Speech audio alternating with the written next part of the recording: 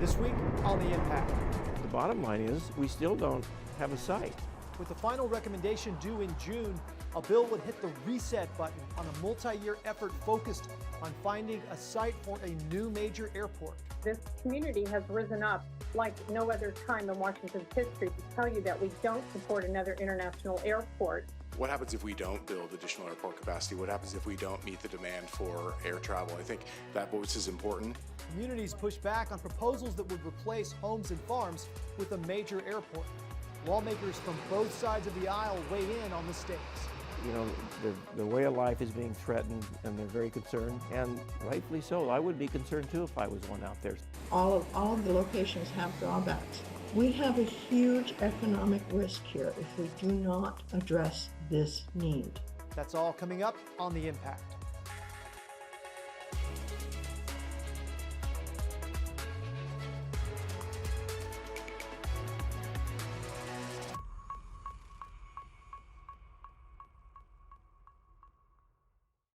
Hello and welcome to The Impact. I'm Mike McClanahan. In 2019, the state legislature passed a bill to create a commercial aviation coordinating commission and tasked the group with evaluating existing airports for potential growth and locating a site for a new two-runway airport on the scale of Sea-Tac to meet future cargo and passenger boarding needs based on projections that demand for both will double by 2050. In 2022, the CACC recommended expanding service at Payne Field in Everett and produced a short list of 3 rural greenfield sites for consideration of siting a new airport. The greenfield locations consist of 2 sites in Pierce County and 1 site in Thurston County. Pierce County East comprises a 6-mile radius of property south of Graham. Pierce County Central encompasses a 6-mile radius south of South Creek, where state routes 702 and 7 come together. And Thurston County Central covers a 6-mile radius centered east of Olympia and west of Yelm. The greenfield sites have been a major source of controversy in the impacted areas. Property owners in those regions raise strong objections to the idea of uprooting homes, farms, and businesses and paving over sensitive habitats. My opposition to this bill in part is because there are not enough provisions in it to protect Thurston County from the idea that the state still thinks it can take people's property, pave over our aquifers, kill our wildlife, destroy our businesses and way of life. And for what? Manufactured aviation growth and corporate greed. The sentence I would like added, this eliminates the 3 greenfield sites that the CAC proposed in 2022. I would like that added on for all of us that have been put through a lot of sleepless nights. People have already said no to the CAC to a new airport, yet we are here again. So it's doubtful to me that you are actually listening to people. Elected leaders at the county level strongly objected to the proposed airport siting effort for all 3 greenfield locations. Treaty tribes that would be impacted by the development have also written to state leaders saying the prospect of siting a new airport would be an unacceptable and incompatible use of any of the greenfield sites. There are also reportedly potential conflicts with the operation of Joint Base Lewis McChord posed by all 3 of the proposed rural sites. Some of the lawmakers who were involved in the Commercial Aviation Coordinating Commission discussions have now proposed a reset.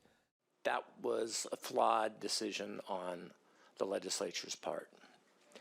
It was flawed in several ways. It was flawed by having a deadline and a single site to address future commercial aviation needs in the state. It's not, there's many ways to take care of commercial aviation needs, and it doesn't need to come down to one site. House Bill 1791 would create a commercial aviation coordinating work group that would be tasked with evaluating the pros and cons of various potential new airport sites and the potential for expanding infrastructure and services at existing airports. The bill is sponsored by the Democratic chair of the House Transportation Committee, Representative Jake Fye of Tacoma, and co-sponsored by Republican Representative Tom Dent of Moses Lake, with a list of bipartisan co-sponsors. Amid all the backlash from the residents and local representatives of the proposed new airport sites, there's at least one community east of the Cascades saying the opposite. Representatives from the city of Yakima spoke in favor of being added to the list of places that might one day host a new Sea-Tac. It would provide a great economic development opportunity for our community, and so we want to be looked at. We're asking just to be given a fair consideration. And in all of the discussion I've heard, I've never heard anybody say, hey, let's look at Eastern Washington. Without sufficient expansion of air capacity, the CACC projects the demand for air travel will result in a gap of 27 million passenger boardings per year and 800,000 tons of cargo by 2050. Representatives of industry and business organizations are urging lawmakers to consider the implications of failing to meet the demand for additional air travel and air cargo infrastructure. Back in 2019, the Roundtable did a study and identified airport capacity as a major limiting factor for future economic growth. According to the Puget Sound Regional Council baseline study, we're going to miss by 2050 27 million enplanements and 800 metric tons of cargo. And the opportunity cost there is about $31 billion and 200,000 jobs. Still ahead, we'll hear from the sponsor of the 2019 airport siting bill. But first, one of the co-sponsors of the 2023 bill that would reset the process. Kicking the can down the road for another 2-3 years is not a wise choice at this point. We have to face facts, and the facts are that our current international airport will reach capacity in a few years, and we have no options.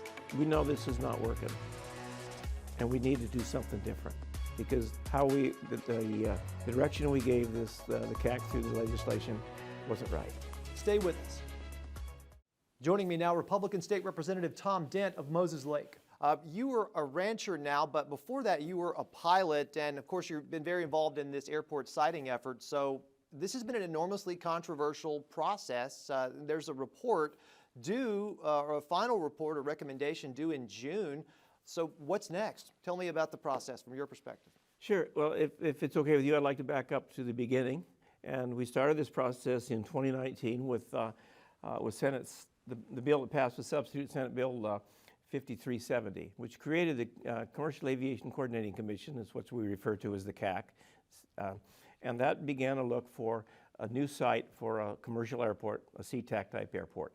So, and we thought we had done a pretty good job of writing legislation and how we were going to look for a new airport, and we gave the commission, their parameters that they needed to look for, and we gave them a deadline. I thought at the time the deadline was a little bit too short. We needed a little more time, but we thought, well, we'll live with it and do the best we can. And so, but we hadn't counted on a pandemic. So we had the first meeting was the organizing meeting where all the new members of the commission showed up, and everybody gets to know each other. The second meeting, we got into what we were going to do. That meeting was up in Sea-Tac. And then we had the pandemic hit, and everything then became virtual. So which just slowed the process down. And we had a commission or a consultant hired to help us look at these different sites that we had identified as we went through the process.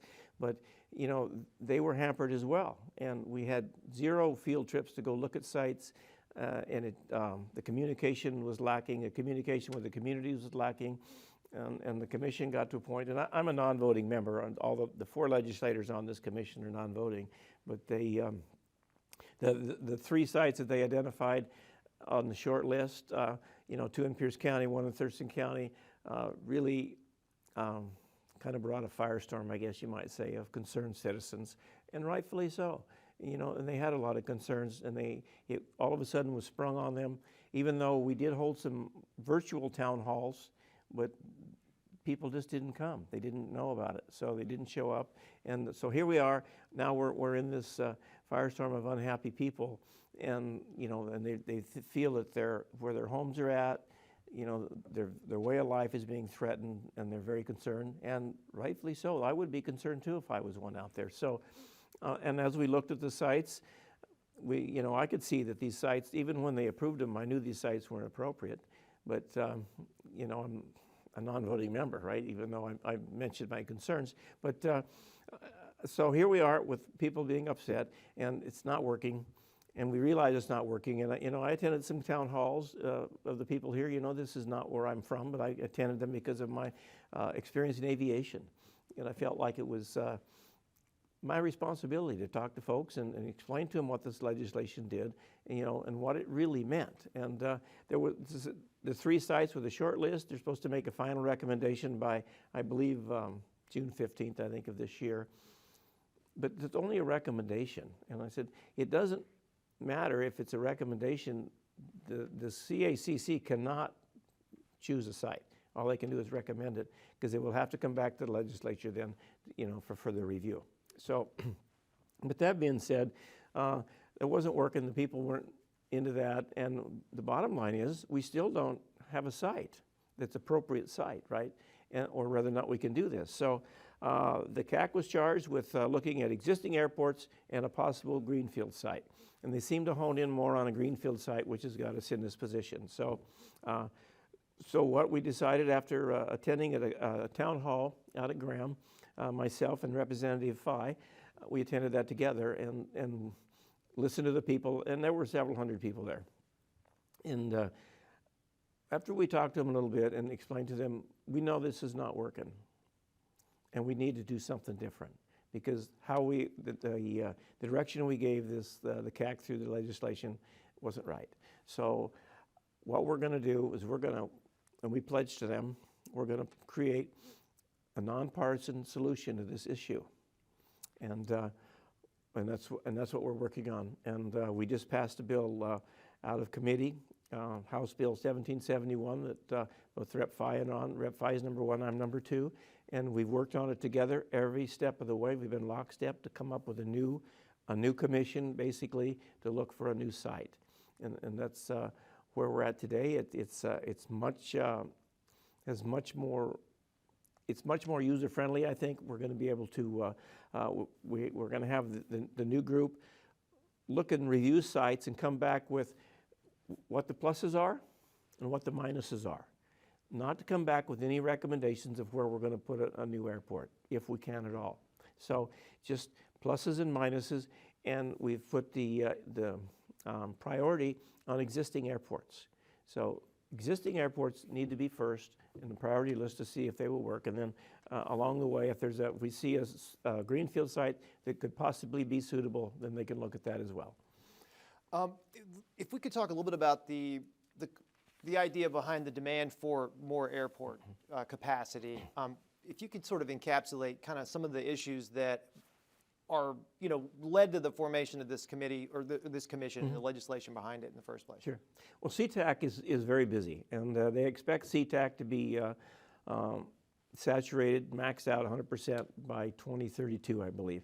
And now that was prior to pandemic.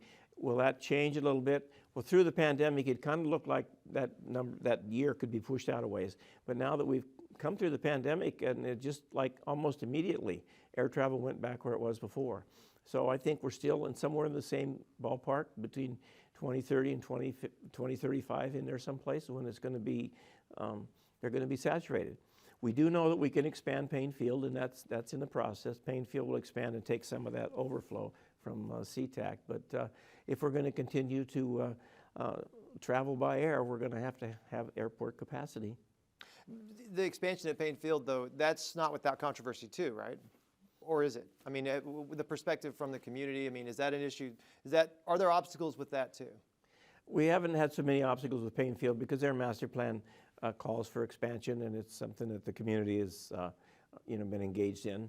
And so is there pushback up there? I haven't really heard of any pushback. I'm sure there always is pushback on every issue, right? But that's not the big issue we have. The big issue is building a new greenfield site. Just briefly, no matter where or how this comes together, if there is another airport site selected and construction's planned to move forward, is this going to be a trade-off between environmental and residential concerns, property concerns, and the future demand for air capacity for the region? Well, in the new bill we wrote, 1791, we specifically call out that we have to take environmental concerns into account. We have to take, any water issues into account. We have to take residential issues into account. The quality of the community. What are we going to do to the community? And the availability or the the opportunity to build the infrastructure into the airport so we can get people to the airport and away from the airport. So all of these things have to come into play, which is more challenging today, of course, than it was. Sea-Tac was built in like 1947. It was much easier then. And today we have a lot more folks, and we're going to have more challenges, and whether or not we can bring all this infrastructure together and make it work. So that will be the challenge. So the communities, or at least one community that seems to be expressing some interest in possibly having a location is east of the Cascades. I've heard some interest reportedly out of Yakima, some city leaders, local government said, let's look at Yakima. It's not the location that was, I guess, envisioned, but what do you think about that concept? Well, Yakima has stood up and said, we'd like to do this. We'd like to have this airport. And they've been in my office and talked about, what they could see as how they could offer some solution to what we're trying to accomplish. And their community wants it. Their community's not pushing back. Like 80% is in support of it. So that's a pretty big number for support, right? And the challenge will be, how do we take 55,000 people from the west side of the state to Yakima every day? That will be the challenge. So, and there's a lot of talk about rail, high-speed rail, and high-speed rail works. I've been to Japan and ridden high-speed rail. It's great, but can we put that together? It's going to be expensive to build high-speed rail. Well, we'll have to leave it there, but thank you very much for your time, Representative Dent. We do appreciate your perspective. Thank you very much. Earlier, we also spoke to the Democratic sponsor of the 2019 Senate bill. Joining me now, Democratic State Senator Keiser, who sponsored the 2019 Senate bill that created the Commercial Aviation Coordinating Commission. Good morning, Senator. Thank you for your time, and we do appreciate your perspective. If you could, just what's your opinion of this bill that would basically restart that process? I think we're running out of time, and kicking the can down the road for another 2-3 years is not a wise choice. At this point, we have to face facts, and the facts are that our current international airport will reach capacity in a few years, and we have no options. So we can't build a double-decker airport, and that airport cannot expand further. It is surrounded by development, including freeways and highways, and it is a small 2,500-acre airport, the smallest international airport in the country. And we need further aviation capacity, not only for our people, but for our economy. Some of the opponents of the locations that were selected for a new airport facility, the two in Pierce County and the one in Thurston County, say that, that they don't think it's worth the trade-offs as far as the potential capacity, the demand shortfall, versus what it would take to put a new airport in, and what it would mean to the area where an airport was sited. What do you think about that trade-off? Everything unfortunately, in development is a matter of what's good and what's not good. I appreciate the concerns that the residents in the area have, because residents in my district have an airport in their backyard already. So I totally understand their concern.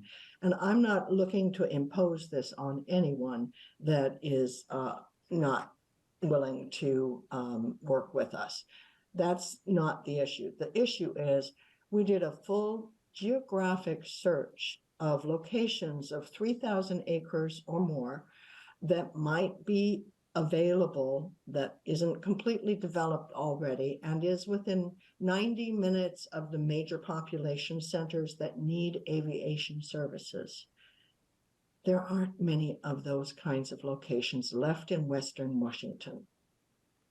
The three that were the last of the original 12, we looked at 12 original sites and narrowed it down to 3, are near both McCord, Fort Lewis, as well as central Thurston County.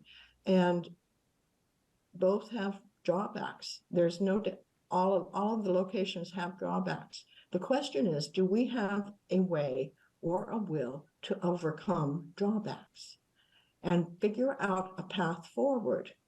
We have a huge economic risk here if we do not address this need.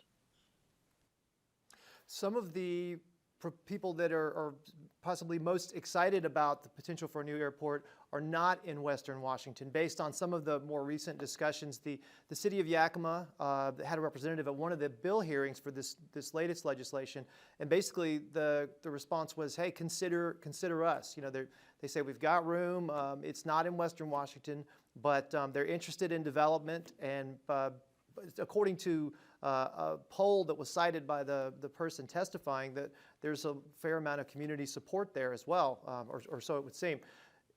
Is it something I met with a few people from Yakima, and I think that they're wonderful, and I think their offer is delightful, but it's not very practical. There is no way to get to Yakima from Western Washington easily every day of, especially with the snow in the passes that we have, every day of the year.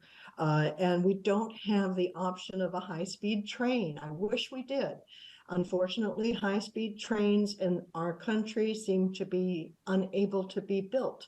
I blame the railroads personally, but the fact is that there is no access to Yakima for people from Western Washington that would be acceptable for domestic air travel. They could drive to Portland and go to the Portland International Airport faster. And maybe that's a solution. Maybe everybody in Thurston County goes to Portland from now on.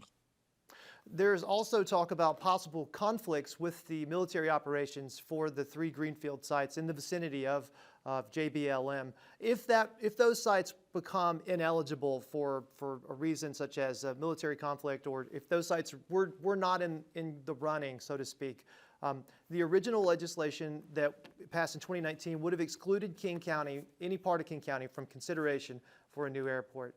This bill that is currently moving through the legislature would allow leaves the door open for siting an airport in King County, but it would not allow expansion or consideration of expanding services at Sea-Tac or Boeing Field. Do you think King County should be excluded from this discussion? Well, the folks in King County are already paying for an airport in their property taxes for international service for this whole region. I don't know that it would be fair to add another burden to the folks in King County. And you tell me where you can find 3,000 acres in King County that would be available for development.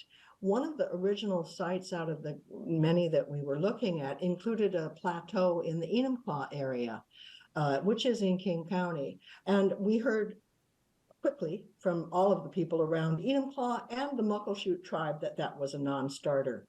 And originally, the bill did say that it would be not in King County, but in some outlying county.